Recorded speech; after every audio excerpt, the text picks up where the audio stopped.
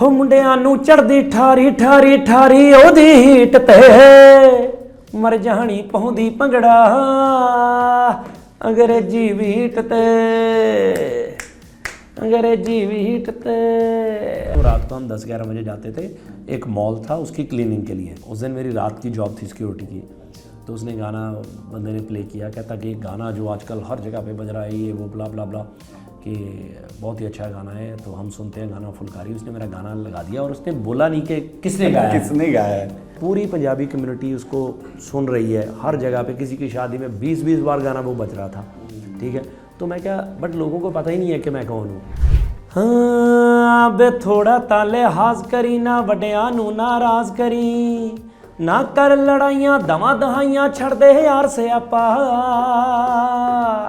ओ Chhinda Chhinda no पापा गल मेरी मन ले नो पापा, छिंदा छिंदा नो पापा गल मेरी मन ले नो पापा। हो एक सार रब ने परोइयां लड़ियां, चिट्टियां दंदां नू किवें मोती कह लिए। हासा तेरा मर्दाना जिंद बेच के, मोती जिन्ने मारे जी बाजारों ले लिए। महंगियां ने चीजां ये रख सांभ के, अज कल पिंड पिंड हो गए चोरनी। भावें फुलकारी उत्ते बेल बूटियां, तू मित्तरां दे चादरे ते पा दे मोरनी। रिपब्लिक भारत के इस एक्सक्लूसिव पॉडकास्ट में आप सभी का बहुत स्वागत है। मैं हूं सुमित चौधरी और आज का जो पॉडकास्ट है वो अपने आप में बहुत एक्सक्लूसिव इसलिए है क्योंकि चाहे आप बॉलीवुड की बात कीजिए, हॉलीवुड की बात कीजिए, टॉलीवुड की बात कीजिए या फिर पंजाबी फिल्म इंडस्ट्री की बात कीजिए, हर इंडस्ट्री के अंदर एक ऐसा आइकन होता है, एक ऐसा चेहरा होता है जो publicly heart to heart connection रखता है। एक ऐसी ही पर्सनैलिटी, एक ऐसी ही शख्सियत आज हमारे साथ हैं। उनसे बात करेंगे, उनकी पर्सनल लाइफ के बारे में समझने की कोशिश करेंगे। वो फैंस जो उन्हें वास्तव में जानना चाहते हैं, जो हर वक्त गूगल के ज़रिए या अलग अलग वेबसाइट्स के ज़रिए, उनके इंस्टाग्राम के ज़रिए, सोशल मीडिया के ज़रिए उनकी लाइफ को सर्च करते रहते हैं। आखिर कितनी इम्पॉर्टेंट है उनकी लाइफ, क्या खासियत है उनकी पर्सनैलिटी की, जो लगातार जो उनकी पहचान है पूरे वर्ल्ड वाइड पंजाब से निकलकर बड़ी बनी है, उसके पीछे क्या वजह है। तो मिलवाते हैं उनसे। गिप्पी ग्रेवाल जी, बहुत बहुत स्वागत है। Thank you sir. सत श्री अकाल जी। कैसे हैं? बहुत अच्छे। कैसी चल रही है लाइफ? बहुत अच्छा चल रहा है जी, सब कुछ बढ़िया चल रहा है, एंजॉय कर रहे हैं, ज़िंदगी का अच्छा समय चल रहा है। मैं थोड़ा सा जब, क्योंकि मैं काफ़ी लंबे टाइम से आपको जो है फॉलो करता हूँ एज ए फ़ैन तो मैंने जब आपके बारे में थोड़ा सर्च करना शुरू किया, आपकी लाइफ जो है वो भी किसी, मुझे लगता है एक फिल्म स्टोरी से कम नहीं है। आप अपने ऊपर भी कोई फिल्म बनाने वाले हैं? नहीं, ऐसा बिल्कुल नहीं है। छिंदा छिंदा नो पापा आ रही, मैं वहीं से शुरू करता हूँ जी। कैसा रहा स्केड्यूल, कैसा रहा इसके बारे में प्लान करना? बहुत अच्छा रहा जी, और मुझे लगता है इट्स अ सोशल कॉमेडी।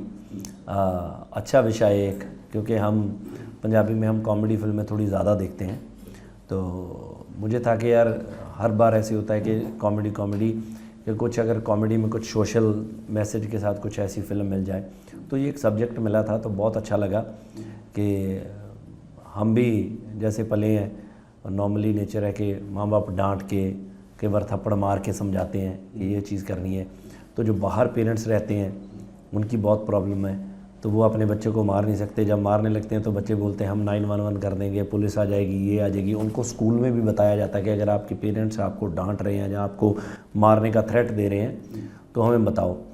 तो मेरे मन में था क्या ये सही है या क्या ये गलत है। तो उस विषय पे एक फ़िल्म बनानी चाहिए कि जिसको वहाँ के जो बच्चे रह रहे हैं उनका, और जो जहाँ के बच्चे रह रहे हैं इनका पॉइंट ऑफ व्यू और पेरेंट्स का पॉइंट ऑफ व्यू, सब चीज़ें क्लियर हो, सबका पॉइंट ऑफ व्यू दिखा के हम इसको एंड में लाके मर्ज करें और सबको पता लगे। मुझे लगता है कि ये फिल्म देखने के बाद जो पेरेंट्स और बच्चों के बीच में अगर थोड़ा सा भी डिस्टेंस है वो ख़त्म हो जाएगा, वो क्लोज आ जाएंगे बहुत ज़्यादा। हमने वो दोनों चीज़ें दिखाने की कोशिश इस फिल्म में करी है। आपको क्या लगता है कि जैसा आपने फिल्म के ज़रिए तो जाहिर है पूरी पब्लिक देखेगी, आपको लगता है कि ये जो कल्चरल डिफरेंस है या डिफरेंसेस वहाँ पर हैं ये ठीक हैं? आपको बचपन पिटाई हुई है? मैं बताऊं, अच्छा मुझे पिटाई नहीं हुई। अच्छा। मेरी पिटाई नहीं हुई। मेरे फादर के साथ, मेरे फादर की बिल्कुल नेचर ऐसी नहीं थी, तो वो मेरे को जो भी चीज़ बताते थे वो प्यार से नॉर्मली समझाते थे। बहुत कूल थे वो, कूल, ऐसे हाइपर नहीं होते थे। मुझे प्यार से समझाते थे। तो मेरी मॉम कभी कभी मुझे डांट देती हैं, वो अब भी डांट देती हैं, तो बट ऐसे नहीं है कि मारते थे, ऐसा बिल्कुल नहीं हुआ कभी भी। तो मुझे मतलब मैंने भी अपने बच्चों को आज तक कभी टच भी नहीं किया, ना उनको मारा है, ना उनको कभी कुछ अगर मैं उनको देख भी लूँ, एक बार मतलब गुस्से से देख लूँ या डांट थोड़ा सा भी डांट दूँ तो वो बहुत डर जाते हैं, है ना। उनको लगता है कि पापा ने ऐसा किया है। बट मैं ये नहीं कह रहा कि जो पेरेंट्स, क्योंकि मेरे टाइम पे बहुत से बच्चों को उनके पेरेंट्स मारते थे, ये नहीं कह रहा कि वो गलत करते थे, क्योंकि हर पेरेंट्स अपने बच्चे के फ्यूचर के लिए ही बेटर करता है। बट अलग अलग तरीके हैं। कई बार मुझे ऐसा लगता है कि ये जो मारने वाला तरीका है ना, ये शायद हम इसलिए थोड़ा अपना लेते हैं क्योंकि ये बहुत फटाक से होता है। आपके बच्चे ने कोई चीज़ गलत कर दिया, आपने उसको एकदम से मारा, ठाक ऐसे नहीं करना, इतने में वो समझ गया कि ये गलत हो गया है, कुछ ऐसे नहीं करना। जो दूसरा तरीका है वो टाइम कंज्यूमिंग है कि बेटा आपने ये किया है, इस चीज़ की ये प्रॉब्लम्स हो सकती हैं, ऐसे हो सकता है। उसके आगे उसके 25 सवाल होंगे, वो भी पूछेगा क्यों, मम्मा ने भी तो ऐसे किया था, उस वक्त आपने किया था, आपने उसको तो ऐसे नहीं किया। वो टाइम टेकिंग ज़रूर है, बट वो एक पक्का इलाज है ना। तो हमने उसको समझाया नहीं, उसके मन में डर बिठाया है। तो ये एक थॉट था मुझे लगता था। बट ऐसे नहीं है कि हर बार ऐसी है, क्योंकि कई बार चीज़ें वैसे भी समझानी पड़ती हैं। तो ये दोनों का अलग अलग पक्ष हैं जो हमने फिल्म में, क्योंकि 1.25 घंटे में हमने पूरी चीज़ इसको माइंड अप किया है, सब चीज़ें समझाई है। क्योंकि वहाँ पे तो ऐसे है कि पेरेंट्स एक बार मार दें, बाई चांस पुलिस आ गई, एक आध बार वो आपको वार्निंग देते हैं, दूसरी तीसरी बार तो बच्चे ही ले जाते हैं। हमारी फिल्म में एक डायलॉग है, वो तो मेरा बच्चा मुझे पुलिस में 1-2 बार कंप्लेंट कर देता है तो मुझे पुलिस वाले लेके जाते हैं। तो मैं उसको बोलता हूँ अपने लॉयर को कि मैं इसको ना, अगर मैं बन गया ना पंजाब वाला बाप, तो उसको मैं सीधा कर दूंगा कि ऐसे थप्पड़ लगाने। वो कहता ऐसा मत करिए, वो कहता बच्चा उठा के ले जाएंगे, वापस तब मुड़ते हैं जब इनके मूछें आ जाती हैं, तब से पहले मोड़ते नहीं है ना। तो वो चीज़ है, ट्रेलर में देखा हमने वो। अच्छा, क्योंकि आपके बेटे भी काम कर रहे हैं इसमें, शिंदा, उनका नाम वास्तव में यही है, तो ये नाम उन्हीं के नाम से इंस्पायर हो गया? एक्चुअली क्या है कि शिंदा मेरे फादर का नाम था, तो उसकी वजह से हमने शिंदे का नाम शिंदा रखा। तो इसने 1-2 जो फिल्में पहले इसने एक फ़िल्म करी थी मैंने डायरेक्ट की थी फिल्म अरदास करा, उसमें छोटा सा रोल किया था, तो वो लोगों ने बहुत अप्रिशिएट किया। उसके बाद वो दिलजीत की फ़िल्म थी हौसला रख, तो उनकी टीम ने आए, वो कहते कि हमने वो फिल्म में बहुत बड़ा रोल था। तो मुझे था, मैंने उनको बोला कि यार आप करवा लोगे, बट कि बहुत बड़ा रोल है कि इसके पास, क्योंकि वो गेम खेलता है बास्केटबॉल और स्कूल के वजह से छुट्टियां नहीं मिलती हैं, तो मैं क्या बहुत हार्ड होगा। तो दे सेट के नहीं, हम मैनेज कर लेंगे। तो दिलजीत एंड उसकी पूरी टीम ने उसको बहुत प्यार से रखा और बहुत अच्छा काम करवाया। वो film super duper hit, even Diljit के करियर की सबसे बड़ी फिल्म है वो, तो बहुत अप्रिशिएट हुआ शिंदा उसमें। तो आफ्टर दैट हमने करी थी कैरी ऑन जट्टा 3, तो वो कैरी ऑन जट्टा 3 में भी था। तो वो तो शिंदा तो कई बार मुझे बोलता है कि मेरा स्कोर तो 100% है पापा, 3 ही फिल्में करी हैं और 3 ही करियर की सबसे बड़ी, सब लोगों के करियर की सबसे बड़ी फिल्में हैं वो। तो अभी 4थी फिल्म है उसकी। तो जब मुझे एक्चुअली ये कहानी सुनाई गई थी मेरे डायरेक्टर और मेरे राइटर ने, तो उन्होंने ऐसे ही सुनाई थी कि हमने शिंदा के लिए लिखी है और उसका टाइटल है शिंदा शिंदा नो पापा। अच्छा, तो क्योंकि लोग इसको जानते थे, शिंदा के नाम से प्यार करते हैं बहुत। तो शिंदा को डांटते हैं आप? नहीं, मैं बहुत कभी ऐसा होता है? नहीं, मैं बिल्कुल ना जैसा वाला हूँ। मतलब मैं घर में अगर आप उससे पूछो तो वो बोलता है कि पापा पैम्पर करते हैं, तो मम्मा कभी कभी डांट देती हैं। आजकल वैसे ऐसा हो गया है, नहीं? मैं मतलब कई पेरेंट्स से ऐसे बात होती है, बीइंग ए पेरेंट ऑल्सो, मैं भी 2 बच्चों का बैड कॉप गुड कॉप। हाँ, उसमें ऐसा हो गया है कि आजकल कहते हैं कि नहीं पापा तो बहुत अच्छे हैं और मम्मा जो है वो थोड़ी। एक्चुअली क्या है, मुझे ऐसा लगता है कि हमारे केस में क्या है कि अगर आप उसको पूछो कि कौन डांटता है, तो वो बोलते हैं कि हाँ कई बार मम्मा डांट देती है, पर पापा तो बिल्कुल नहीं। बट मैं कई बार देखता हूँ कि अगर उससे पूछो कि तू किसके ज़्यादा क्लोज़ है, क्लोज़ भी ज़्यादा मम्मा की हैं वो, है ना। हर चीज़ जो खुद उसने बतानी है, चाहे वो मार खाने वाली चीज़ हो, चाहे वो डांट खाने वाली चीज़ हो, वो मुझे नहीं बताएगा, पहले बताएगा अपनी माँ को, है ना। क्योंकि रीज़न क्या है कि बच्चा ज़्यादा टाइम वो अपनी माँ के साथ स्पेंड करते हैं कई बार, तो उसकी वजह से वो उसके साथ ज़्यादा खुले होते हैं और वो उनकी मतलब अटैचमेंट ज़्यादा होती है, और जिसकी ज़्यादा अटैचमेंट होती है वो डांटता भी ज़्यादा है, वो चीज़ें ही वैसी होती हैं। हाँ, वो सारा दिन उनको, हाँ, पूरा दिन उसको देख रेख करना, सब कुछ करना। पापा उमन घर से बाहर रहते हैं, वो करना होता है। वैसे आपकी लाइफ में भी जैसा मैंने कहा कि स्ट्रगल बहुत रहा है, इसकी ये शुरुआत कैसे हुई, कैसे फिल्म इंडस्ट्री में आने पहले से सोचा नहीं एक्टर ही बनना है, सिंगर ही बनना है? नहीं, ऐसे क्या है कि अभी लगता है कि बड़ी स्ट्रगल है, पहले नहीं लगता था। क्योंकि मैं आपको बताऊँ, आपका ना इंसान बड़ा अजीब किस्म का प्राणी है। ये हर चीज़ हर पैर पे बदलता रहता है, बेईमान है। मतलब तब मेरा जो ड्रीम था, मेरा बस इतना ड्रीम था कि मुझे अच्छी जॉब लग जाए, कि मैं कनाडा पहुंच गया कि यार मैं कनाडा में हूँ, मुझे ये काम करना है। जो रेगुलर लोग वहाँ पे काम करते थे मैं वही काम करता था। अब रेगुलर लोग बच्चे क्या काम करते हैं वहाँ पे जाके, कि हमने सिक्योरिटी गार्ड बन गया, मैं कहीं लेबर जॉब करने लग गया, इधर लग गया उधर लग गया। पहले मैं यहाँ पे भी काम करता था, दिल्ली भी मैंने थोड़ा काम किया है। अच्छा। होटल लाइन में, एक क्राउन प्लाजा सूर्या में मैंने वेटर का काम थोड़ा किया। अच्छा, यहाँ पर मतलब जब आप इसमें थे तो यहाँ पर भी हाल ही तो उसके बाद ये 2-4 चीज़ें की। बट ऐसे है कि अब हमें वो लगता है कि यार शायद गिप्पी एक बड़ा आर्टिस्ट हो गया है, तो आप सोचते हैं कि अच्छा यार इसने ये भी काम किया, क्योंकि लोग करते ही हैं, नॉर्मल काम है वो, सब लोग काम करते हैं, तो वो कौन सा इंसान नहीं है। सो हर बंदे का अलग अलग काम है। एट दैट टाइम मेरी लाइफ के लिए वो बहुत बड़ा काम था जो मुझे मिल रहे थे।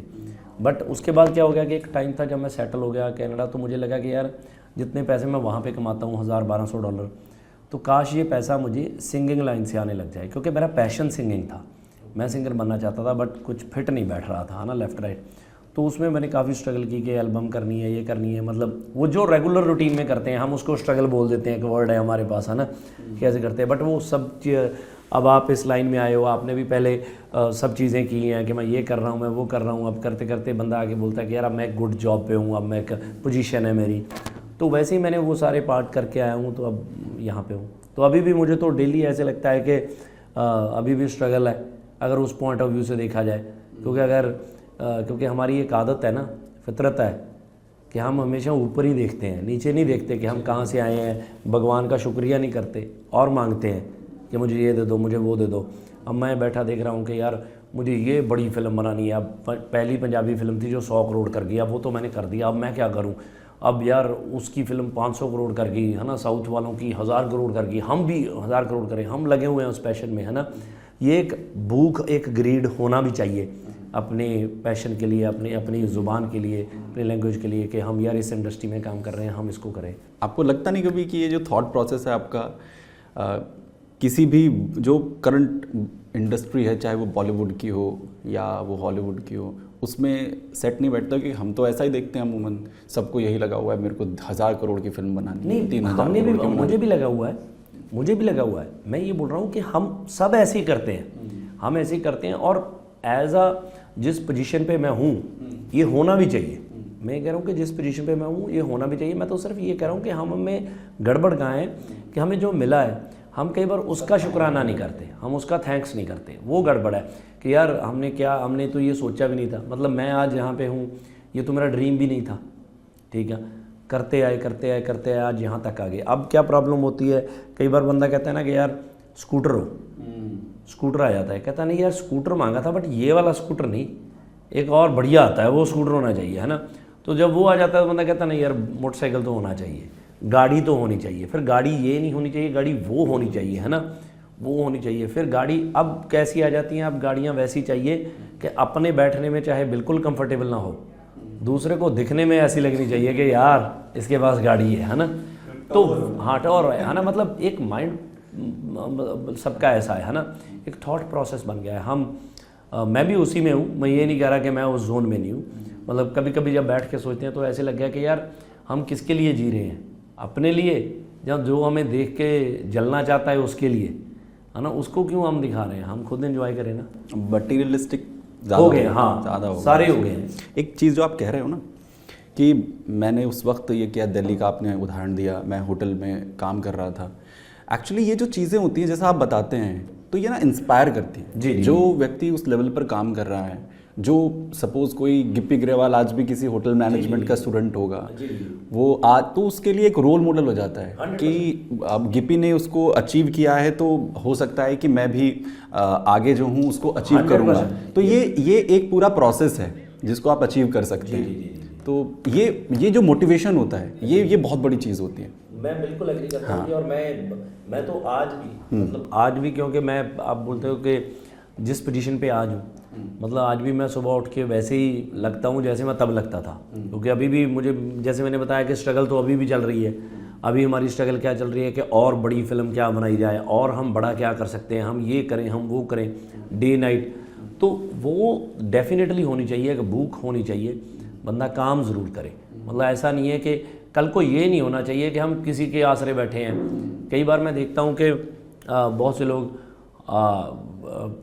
जैसे ट्विटर पे या फेसबुक पे कई बार लिखते हैं कि आप हमारी हेल्प कर दीजिए, कि हमारे पास ये है आप वो कर दीजिए।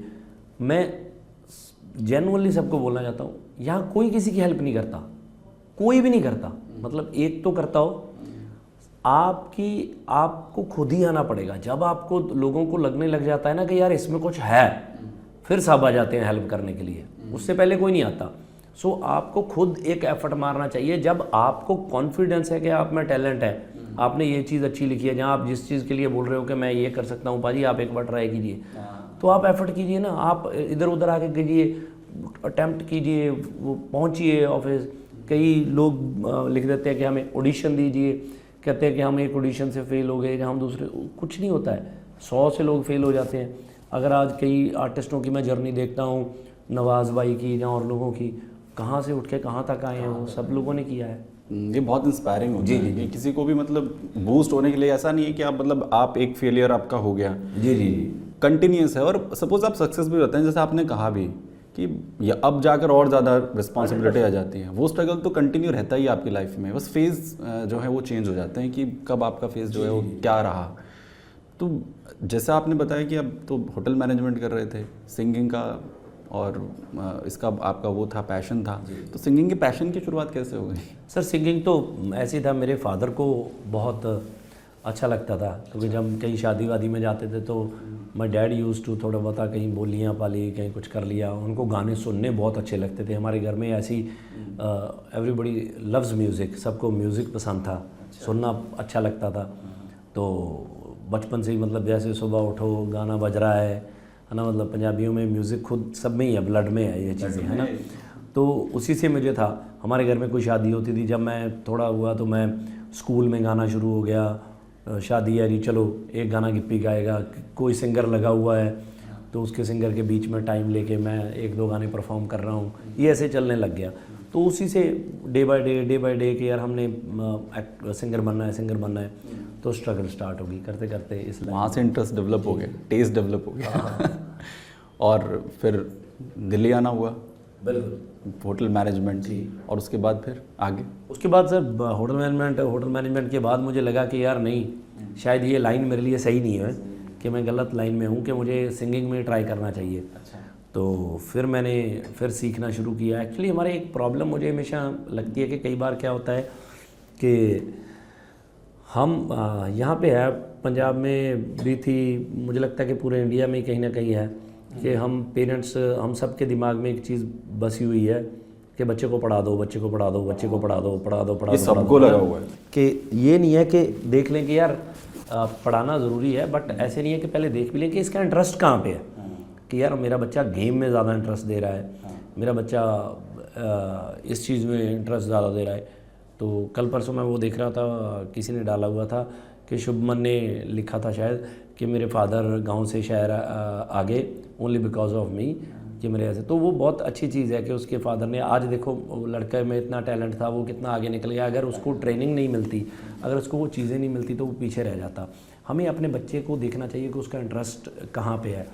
तो मतलब एक बार सपोर्ट तो करनी चाहिए एज आ पेरेंट्स, तराशने वाला काम होना चाहिए। हाँ, तो मेरे ऐसे नहीं है कि मेरे पेरेंट्स ने कभी किसी चीज़ को मना किया। तो गांव में नॉर्मल थे, हम पढ़ते थे, स्कूल जाते थे, वो सब चीज़ें उन्होंने दे सपोर्टेड मी। बट ना मैंने सोचा कि गाने की तालीम ली जाए, ना कभी उन्होंने सोचा कि यार ये इस फील्ड में बड़ा अच्छा है कि इसको सिखा दिया जाए, और ना कुछ गांव में इतना कुछ था कि गाँव ही सिखाया जा सकता था। वो एक्चुअली इन्वायरमेंट ऐसा होता था जितना उनके पास चीज़ें हाँ, थी वो उसमें बेस्ट किया है ना, तो वो चीज़ें रहेगी। तो फिर मैं जब होटल मैनेजमेंट के बाद जाके मैंने सीखना प्रॉपरली शुरू किया, चीज़ें स्टार्ट की, ये करूँ वो करूँ, स्ट्रगल उसमें, इस चीज़ों में बहुत स्ट्रगल बढ़ गई कि यार मैं गाना चाहता हूँ, मेरी वोकल टोन ठीक है बट चीज़ें नहीं आ रही हैं, सीखो एल्बम में कैसे गाना है, ये क्या है। तो सुर क्या है, ताल क्या है, वो चीज़ें बहुत एफर्ट करनी पड़ी उन चीज़ों में।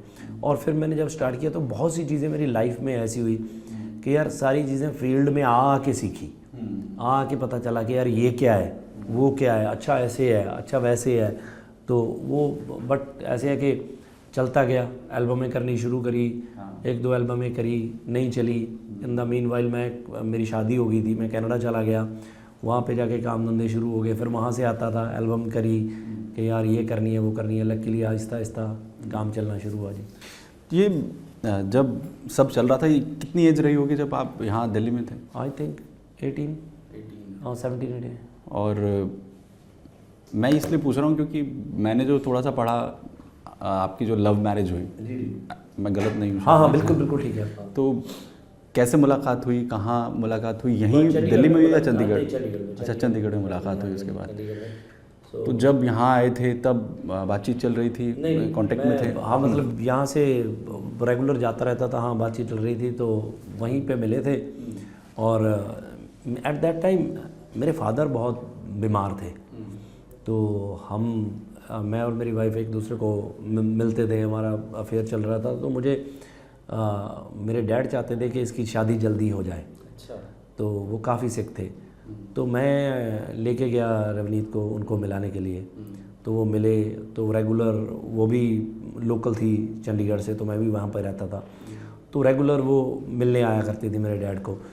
तो हमें लगा कि शायद, क्योंकि डॉक्टर ने बोला कि यार अभी चांसेस कम है डैड के, तो फिर हमने मेरे डैड के होते होते तो हमने एक छोटा सा मेरा एंगेजमेंट कर लिया। अच्छा। तो तभी तो हाँ, तो उसके बाद बाय चांस ही उनका रवनीत का फाइल किया हुआ था बाहर कनाडा का वीज़ा, तो उनका वो आ गया, तो वो बाहर आ गई। एंड बाहर आके फिर then she came back within 6-7 months.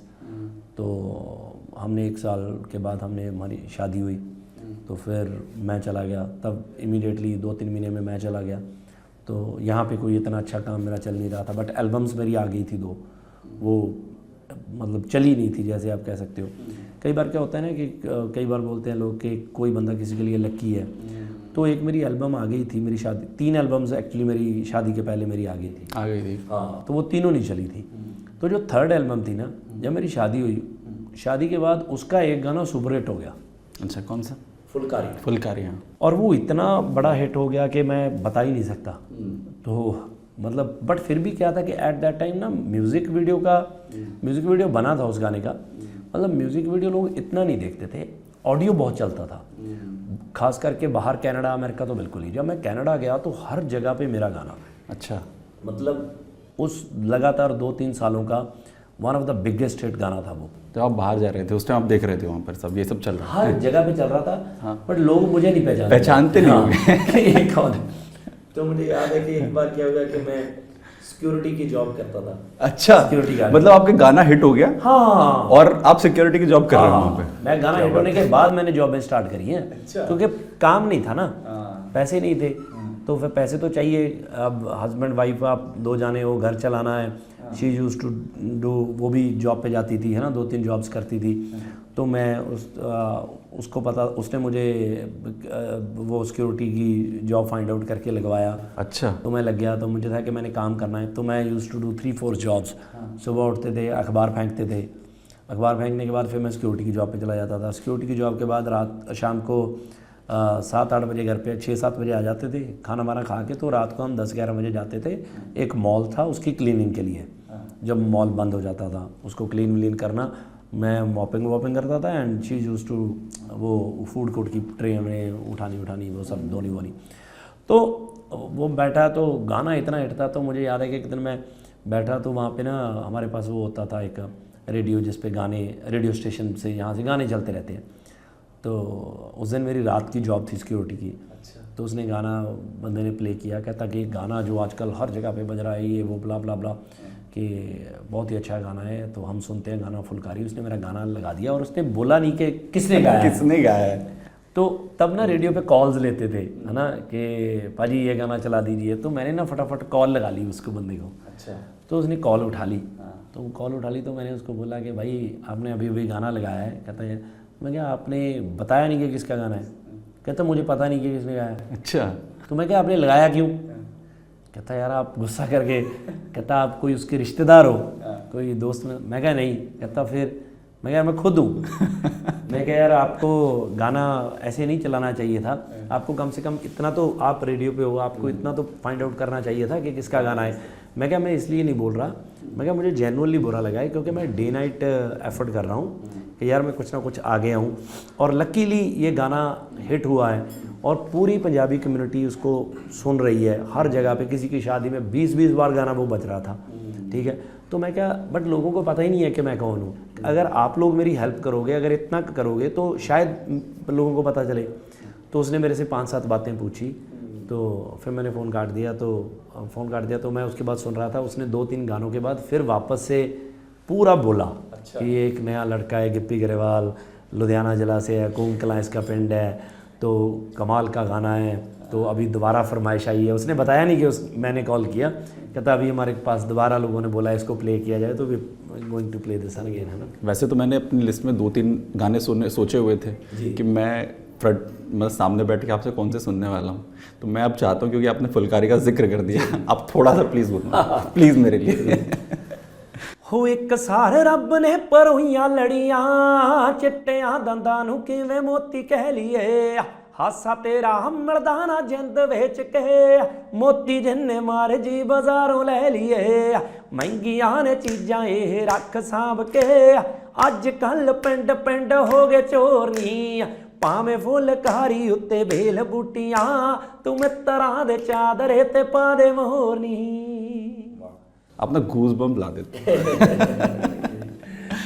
अच्छा, जब ये सब चल रहा था जी, तो क्योंकि आपकी वाइफ जो, उन्होंने भी बहुत स्ट्रगल किया, अब मैं तो स्ट्रगल ही मानता हूँ उसे, आपको लगता है कि कैसे हुआ, तो कितना सपोर्ट उनसे मिल रहा था? और उनका एक सपोर्ट तो ये होता है कि आप करिए और मैं आपके साथ हूँ, आप भी चीज़ें कर रहे थे, लेकिन दोनों चीज़ों का कॉम्बिनेशन बना के आगे बढ़ना बहुत टिपिकल होता है, बहुत मुश्किल होता है, लेकिन फिर भी आप कर रहे थे। नहीं देखिए, बहुत ज़्यादा सपोर्ट था। पहले तो मैं आपको बताऊं कि जैसे आपने बोला कि आप करिए मैं आपके साथ हूँ, सबसे इम्पोर्टेंट यही है, ठीक है। क्योंकि कई बार बंदा कहता है कि हाँ देख लो, करो, कोई बात नहीं, देखते हैं, मतलब आपको लगता है कि यार ये अंदर से मेरे साथ नहीं है। आपका लाइफ पार्टनर जिसके साथ आप रह रहे हो, डे नाइट आप इकट्ठे हो, मुझे लगेगा कि यार यही नहीं चाहती, तो मैं क्या करूं। मतलब जेन्युइनली मैं बताऊं, मैं कई बार डोल जाता था। कभी कभी मुझे ऐसा लगता था कि नहीं यार, कि मतलब ये 3-3 जॉब्स ये कर रही है, मैं कर रहा हूँ, अब मैं छोड़ दूंगा, सिर्फ इसकी जॉब्स रह जाएंगी, उसकी जॉब के ऊपर घर भी चलाना है और ऊपर से मुझे भी पैसे चाहिए। अगर मैंने एल्बम बनानी है, कोई कंपनी वाला मेरे पे पैसे ही नहीं लगा रहा है, तो उसके लिए मुझे पहले म्यूज़िक करना पड़ेगा, ये करना पड़ेगा, वो करना, तो पैसा भी ख़राब हो जाएगा। टिकट लेके इंडिया जाना है क्योंकि एल्बम यहाँ पे आके करनी है, शोज़ मेरे पास है नहीं, तो मैं क्या करूँ। तो शी ऑलवेज सेड कि देखो आप ना 2 किश्तियों में पैर रख रहे हो, कि अगर आपके पास, जब तक आपके पास कोई शो आता है आपको छुट्टी नहीं मिलती, तो अगर आप एक आधा भी शो निकलता है तो आपको उतने पैसे का शो ऑलमोस्ट मिल जाता है जितने में आप मंथली काम करते हो। तो थोड़ी बहुत एफर्ट कीजिए कि हो जाएगा। तो उसने इतना बैकअप किया, 3-3 जॉब्स की मेरे लिए, तो देन मैंने एफर्ट किया बहुत कि यार एल्बम रेडी करें ये वो। और लकीली क्या हुआ कि फुलकारी के बाद मेरी जो एल्बम्स आई वो इतनी बड़ी हिट होती गई, इतनी बड़ी हिट होती गई कि वो, क्योंकि एक वक्त था कि मुझे हमारे लिए बहुत टफ था, क्योंकि हम सबको एक आदत है कि अपना जैसे मर्जी चल रहा हो, हम दूसरे के काम में टांग ज़रूर अड़ाते हैं, ठीक है। तो मैं और मेरी वाइफ को कोई प्रॉब्लम नहीं थी, we are happy at that time, बहुत खुश थे हम कि यार कोई बात नहीं। हम जैसे हमने बोला कि आज वो स्ट्रगल लगती है, तब हमें थोड़ी स्ट्रगल लग रही थी, हमारे लिए तो ठीक था, वो काम कर रही थी, मैं इधर लगा हुआ था, मुझे ऐसे लग रहा था कि हो जाना है। बट जो आस पास थे उनको बहुत तकलीफ़ थी, उनको ये तकलीफ़ थी कि यार क्या है, इसकी वाइफ कमा रही है, सुनाते थे ये घर पे फ्री बैठा है, विला बैठा है, उड़ा रहा है, उसके पैसे भी ख़राब कर रहा है ना, वो चीज़ है ना कि अपनी बीवी की कमाई है, ये है वो है। तो कई बार हम हंसते हैं कि आज वही लोग हैं जो कई बार उल्टा बोलते हैं, आज मेरी वाइफ नहीं काम कर रही, मैं कर रहा हूँ कि इसको तो मौज है, गिप्पी की वाइफ है ना, इधर पैसे कर देती है, वो कर देती है। मैं यार मतलब वो खुशी नहीं हो पाते, तो मैं कई बार सोचता हूँ कि इनको हमने खुश करके क्या लेना, हम अपना फोकस रखेंगे यार, ठीक है। सो आपका जो आपका परिवार है, आपके माँ बाप, बच्चे, वाइफ, वो खुश होने चाहिए। अब कैसा लगता है उन्हें? जब इतना इस सक्सेस पे देखती हैं आप? है, बहुत अच्छा लगता है जी, बहुत अच्छा लगता है। शी इज़ सो हैप्पी, तो बहुत अच्छा लगता है। एंड इतना कुछ किया है, फाइनली आज इस मुकाम पे है। तो मुझे याद है कि इन बिटवीन भी 2-3 बार मैं हो गया था ऐसे। मेरे को एक बार मैंने एक फ़िल्म करी, तो वो फ़िल्म बॉक्स ऑफिस पे तो बहुत अच्छा काम कर रही थी। मैंने फ़िल्म के लिए काम बहुत किया था, मतलब एफ़र्ट बहुत किए थे, बट लोगों को वो फ़िल्म अच्छी नहीं लगी। तो दैट इज़ एक फ़िल्म थी मेरी मिर्ज़ा द अनटोल्ड स्टोरी। क्योंकि वो ना उस वक्त के लिए बहुत, मुझे ऐसा कई बार लोग आज बोलते हैं कि यार हमें तो बहुत अच्छी लगी कि आपने बहुत जल्दी बना दी, कि मतलब वो आगे बनानी चाहिए थी 5-7 साल, है ना। बहुत मतलब साइलेंट सी फिल्म थी, डायलॉग कम थे, उस पैटर्न में फिल्म थी, जोन बहुत इंग्लिश टाइप माहौल था उसका। अच्छा। तो बहुत बड़ी ओपनिंग लगी, उस टाइम की सबसे बड़ी ओपनिंग थी। लोग जा रहे हैं, बाहर आके बोलते थे बकवास है। जो बाहर खड़े होते थे वो फिर भी जा रहे होते थे कि देख के आएंगे फिर बताएंगे।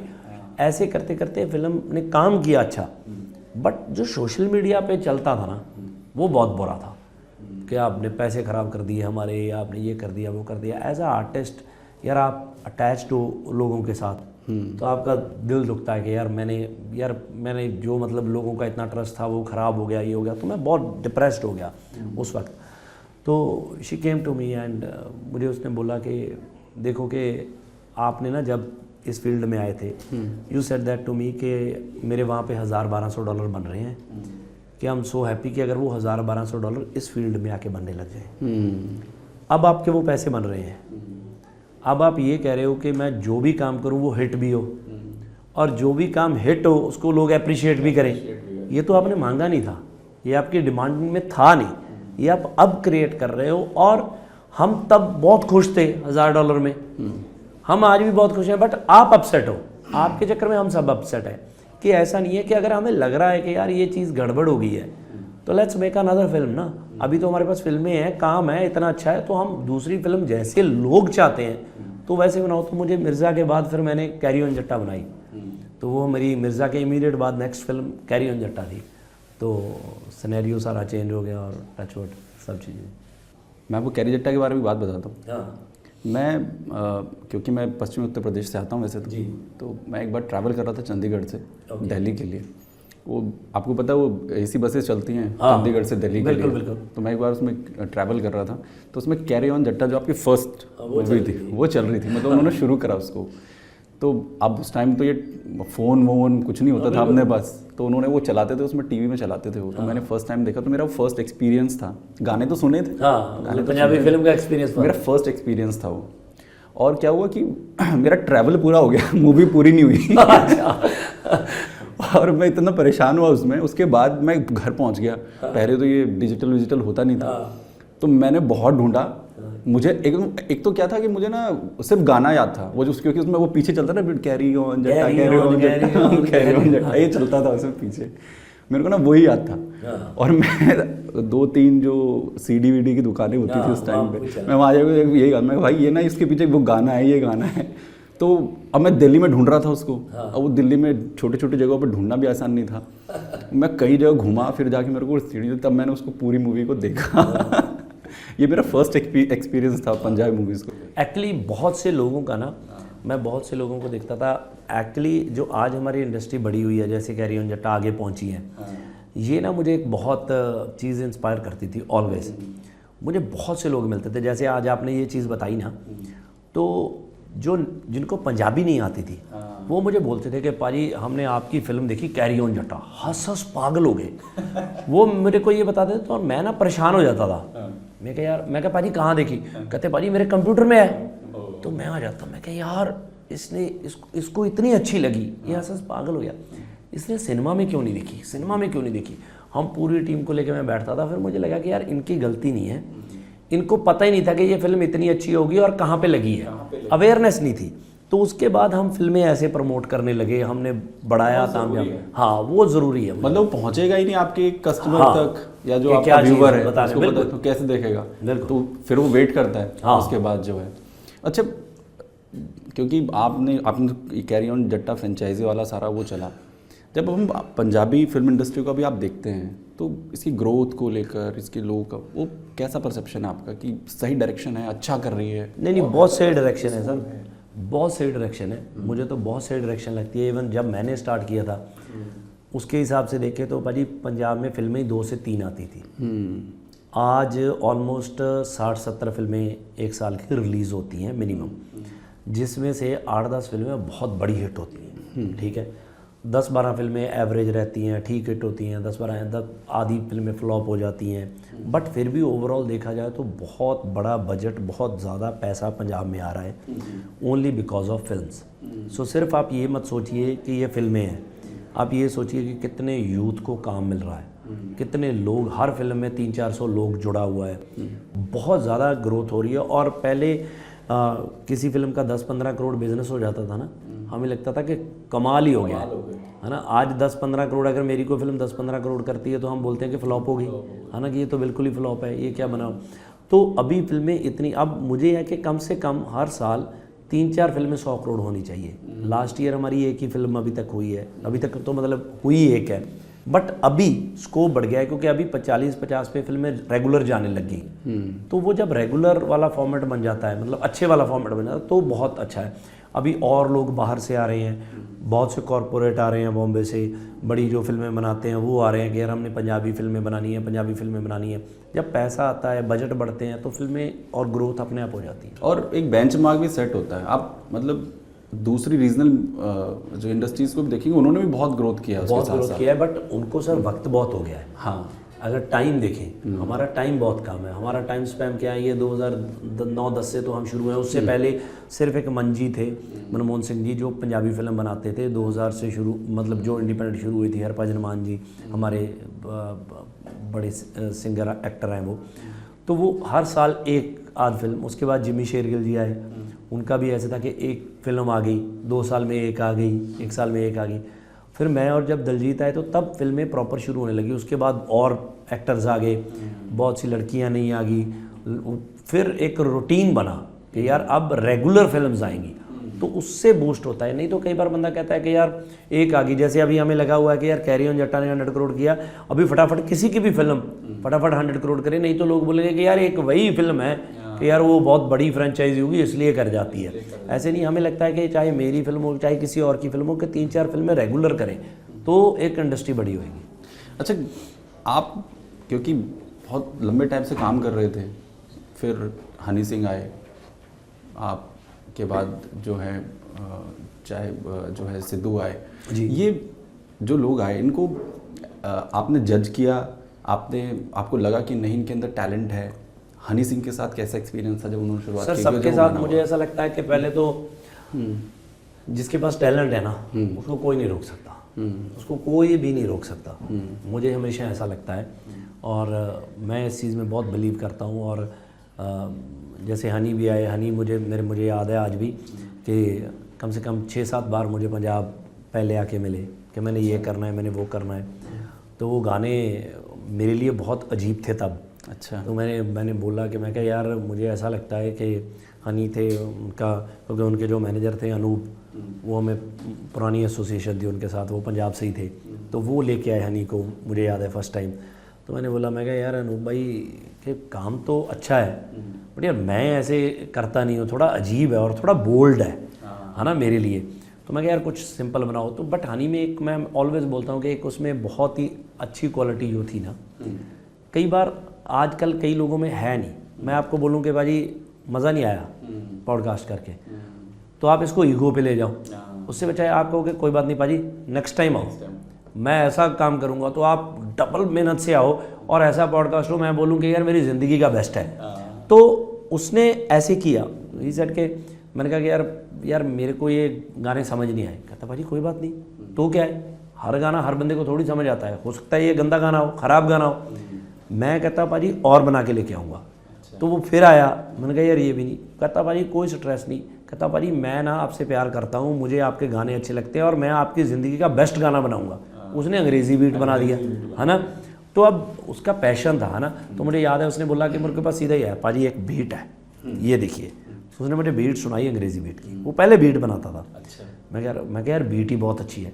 कहता भाजी इस पर ना छोटा सा चाहिए, कोई टा टा तो तब ना हमारे राइटर हैं वीत बलजीत, पंजाब के one of the best writers में हैं, तो उन्होंने एक गाना लिखा हुआ था, उस पर पहले था कि शायद पंजाबी बीट थे ऐसे लिखा था कुछ, तो हमने उसको बोला कि कुछ कर दे, कहता बीट सुन के कहता भाजी अंग्रेजी बीट कर देते हैं इसको, तो उसने लिख के भेजा, हुक लिखी, तो हमने गाना बनाया और गाना कहाँ से कहाँ चला गया, है ना। सो वो क्या है कि उनमें पैशन था। सिद्धू में भी जब सिद्धू आया तो मिला, तो एट दैट टाइम सिद्धू बिल्कुल नया था, तो मैंने गाना सुना, हमने कंपनी लॉन्च करनी थी, मुझे लगा कि यार ये तो मतलब इतना टैलेंटेड सिंगर के, मतलब गाना ही मुझे ऐसा लगा कि यार कि कमाल गाना है ये, लेट्स डू इट। तो हमने किसी और बड़े सिंगर का गाना करना था, हमने वो रोक के सिद्धू का गाना किया।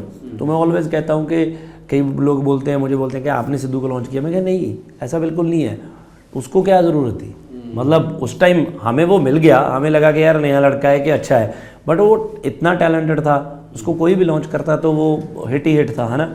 तो लकीली हमारी एसोसिएशन बन गई, इट्स लाइक यंगर ब्रदर, तो उसको लॉन्च किया तो उसके गाने हिट हो गए।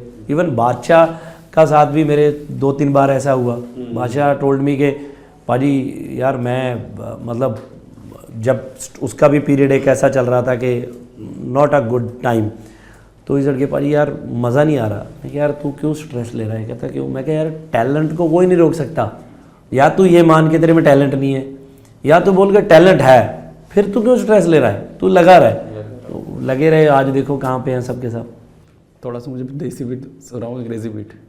हो मुंडिਆਂ ਨੂੰ ਚੜਦੀ ਠਾਰੀ ਠਾਰੀ ਠਾਰੀ ਉਹਦੀ ਹੀਟ ਤੇ ਮਰ ਜਾਣੀ ਪਾਉਂਦੀ ਭੰਗੜਾ ਅੰਗਰੇਜ਼ੀ ਬੀਟ ਤੇ अंग्रेजी बीट ते। ये गाना ना मतलब सबको नाचने में इतना नाचे है ना बारात में डीजे पे लोग इस पे पूछो मत उस टाइम पे अंग्रेजी बीट पे सच में। मैं जब आपका पूरा वो देख रहा था तो मुझे सबसे ज़्यादा जो अपीलिंग चीज़ आपकी लगी वो ये कि जो अभी आप बता रहे हैं यार तू टेंशन क्या ले रहा है, तेरे अंदर टैलेंट है, ये सब में नहीं होता कि आप उस चीज़ को जिसको आप कर रहे हैं उसको एंजॉय कर ले और आप अपने आप को करें कि यार मेरे को ना खुद से कंपटीशन है, मेरे को खुद को बेटर करना है, ये बड़ी चीज़ है। एक्चुअली भाजी क्या है ना, मैं आपको एक बात बताऊं, जब आप एक रेस में भाग रहे हो ना, उसमें ऐसे होना ही होना है कि कभी किसी ने आगे जाना है, कभी किसी ने पीछे रहना है, एक वक्त है कभी आप ऊपर जाते हो कभी। मेरा एक गाना था कि सदा नहीं हालात रहंदे माड़े बंदे दे, सदा नहीं वो बंदियां चढ़ाइयां रहंदियां, कि कभी ऊपर कभी नीचे, ये चलता ही रहना है लाइफ में, है ना। अगर आप ये सोचने लग जाओ कि यार ये मेरे साथ वाला आगे निकल गया, तो आप और पीछे हो जाओगे, आप और पीछे हो जाओगे आगे जाने की बजाय, है ना। सो मुझे ऐसा लगता है कि बिल्कुल ऐसे मत सोचो, आप सोचो कि अकेले ही भाग रहे हैं भाई, मज़े से भाग रहे हैं, काम करना है मज़ेदार, और लेफ़्ट राइट देखना नहीं है। अब क्या है कि कोई कहीं से आगे निकल जाता है, कोई नया लड़का आता है, उसके गाने बहुत हिट हो जाते हैं। अभी नए लड़के आए, AP आ गया, शुभ आ गया, बहुत से आए, करण औजला, सिद्धू, तो अब मैं अगर बोलूँ कि यार इनके गाने हमसे कम है तो ये गलत बात है। तो जो अगर जिनके गाने अच्छे हैं तो वो गाने अच्छे हैं, जो गाने हम आपसे लोग ज़्यादा सुन रहे हैं तो वो सुन रहे हैं, उसमें क्या है। बट हाँ, जो मैं कर रहा हूँ क्या वो ठीक है या गलत है, मैं अपने हिसाब से जो बेस्ट करना चाहता हूँ मैं कर रहा हूँ, तो वो उस पॉइंट पे चलना चाहिए मुझे लगता है। जैसे आप कनाडा में थे, फायरिंग वायरिंग हुई वहाँ पर, मूसेवाला का इंसिडेंट हुआ, तो ये चीज़ें डिस्टर्ब हुए इससे कुछ? सर मैं आपको बताऊँ, हर ज़िंदगी में प्लस माइनस सबकी ज़िंदगी में है, आपके प्रोफेशन के भी हैं, कई चीज़ें अच्छे के लिए होती हैं, कई चीज़ बुरे हो जाती हैं, अच्छा बुरा टाइम सबका चलता है, वो चलना ही चलना है। आप किसी भी प्रोफेशन में हो, आपके प्रोफेशन में भी ऐसे है तो हमारे प्रोफेशन में भी ऐसे है, तो ये पार्ट ऑफ लाइफ है मुझे लगता है। बट ऐसे नहीं है कि हाँ, ऐसा नहीं होता है कि जब किसी की लाइफ में कुछ ऐसी चीज़ आती है तो हर बंदा एक बार उसका मतलब वो टूटता है, उसका सैड मोमेंट आता है ना। तो हर बंदा जो फीडबैक देने वाला होता है, जो कमेंट लिखने वाला होता है, वो अपने अपनी माइंडसेट से चीज़ें करता है। बट जो बंदा उससे गो थ्रू हो रहा होता है वो वही जानता होता है कि मैं किस पॉइंट ऑफ व्यू से हूँ। बट ऐसे है कि आपको उठना है, आपको निकलना है, आपको आगे काम करना है, आपको चीज़ें राइट करनी है, आपको किसी को रॉन्ग नहीं करना, आपको किसी का दिल नहीं दुखाना, है ना। तो you have to be positive, है ना, फॉर एवरीथिंग। तो वैसे ही मैं कर रहा हूँ जी, मैं सोच रहा हूँ कि हाँ ठीक है, जो चीज़ था उसको कैसे सेट करके आगे बढ़ सकते हैं तो वैसे बढ़े। आपने दो चीज़ें बहुत अच्छी बोली कि एक तो पंजाबी इंडस्ट्री को लेकर, दूसरा पॉजिटिविटी को लेकर, और जहाँ से मैंने शुरू किया था पंजाबी कल्चर से लेके, वहीं पर मैं इसको एंड करके लेके जाऊँगा पॉडकास्ट को। ज़्यादातर जो हम अपनी जो भी बड़ी पर्सनालिटीज़ हैं, चाहे वो किसी में भी है, पंजाबी में भी हैं या फिर आपके बॉलीवुड में भी हैं, हम देखते हैं कि उनको बाहर का पीआर लेने का कुछ में वो होता है कि नहीं हम बाहर सेटल हो जाते हैं। आपका भी कुछ ऐसा प्लान है कि मैं परमानेंट सेटल हो जाऊंगा या फिर इंडिया इज़ द बेस्ट, मैं यहीं नहीं ऐसे नहीं है, क्योंकि देखो मैं पहले ही पंजाबी कल्चर के लिए बेसिकली पूछ रहा क्योंकि जो मेरा स्ट्रगल था पूरी फिल्म भी उसी पे बेस्ड, जो मेरा स्ट्रगल था वो कनाडा में था, क्योंकि मैं जो कनाडा में जाके मैं रहा, कनाडा ने मुझे बहुत कुछ दिया लाइफ ने, है ना। वहाँ से जाके पैसे कमाए, सब कुछ किया, क्योंकि मैं नहीं, कनाडा एक मतलब हमारा दूसरा पंजाब है जहाँ पे हम रहते हैं, हमारे हज़ारों भाई बहन वहाँ पे रहते हैं, है ना। बट ऐसे है कि मैं पंजाबी क्या है कि भाजी पंजाबी पंजाब से बाहर जा सकता है, पर पंजाबी में से पंजाब नहीं जा सकता, है ना। ये उसके अंदर ही रहना है हमेशा ही, ये मेरा नहीं हर बंदे का, वहाँ जितने बैठे हैं उनके अंदर पंजाब है ना, दे लव पंजाब, है ना। जितने डेडिकेटेड हुए हैं हर चीज़ के लिए, कुछ होता है वो करते हैं, है ना। तो वैसे ही मेरे है, तो हमारा सबका पर्पस एक ही है कि यार हम कुछ ना कुछ, जिस देश ने, जिस पंजाब ने हमें इतना कुछ दिया है, जिस पंजाबी ने हमें इतना कुछ दिया है कि हम जो कुछ हो सकता है हम कर लें, हम जो बेस्ट टू बेस्ट हो सकता है कर लें, है ना। और दूसरा है कि अपना कल्चर, अपनी पंजाबी संभाल के रखें, दैट्स इट। इतना ही है। हमारे बच्चे हैं आगे, हम कोशिश करते हैं कि वो पंजाबी बोलें, है ना, कि यार पंजाबी रहें। उनके नाम मैं बिल्कुल ऐसे रखता हूँ, बड़े का नाम एक ओमकार सिंह, गुरफतेह सिंह, है ना, गुरबाज सिंह, कि यार वो छोटे हो के अंग्रेजी नाम ना बन जाएं, है ना। इनको ऐसे रखो, ये करो वो करो, जितनी चीज़ें कर सकते हैं उतनी कर रहे हैं। मूवी में भी है ये चीज़ें, बिल्कुल बिल्कुल बिल्कुल, मूवी में वही चीज़ें दिखा रहे हैं। बहुत all the very best thank you sir आपकी मूवी के लिए। और लास्ट में जाते हुए टाइटल ट्रैक मुझे ज़रूर सुना दें आप एक बार। शिंदा नो पापा। हाँ बे थोड़ा ताले हाज करी ना, वड्डियां नू नाराज करी ना, कर लड़ाइयां दवा दहाइयां छड़ दे यार से आपा, ओ छिंदा छिंदा नो पापा गल मेरी मन ले नो पापा, छिंदा छिंदा नो पापा गल मेरी मन ले नो पापा। All the very best. 10 मई को रिलीज़ हो रही है ना, बिल्कुल ऑल द वेरी बेस्ट। और मुझे लगता है कि ये भी 100 करोड़ के क्लब में जाएगी। जैसा आपने कहा कि आपका बेटा उसके लिए बहुत लकी है और उसका 100% स्कोर है, वो अब भी 100% ही रहेगा। थैंक यू वेरी मच हमारे साथ जुड़ने के लिए। तो रिपब्लिक के पोस्ट कार्ड में ये हमारे साथ गिप्पी ग्रेवाल जी, और ऐसे ही तमाम पॉडकास्ट हम आपके लिए लाते रहेंगे। Thank you very much.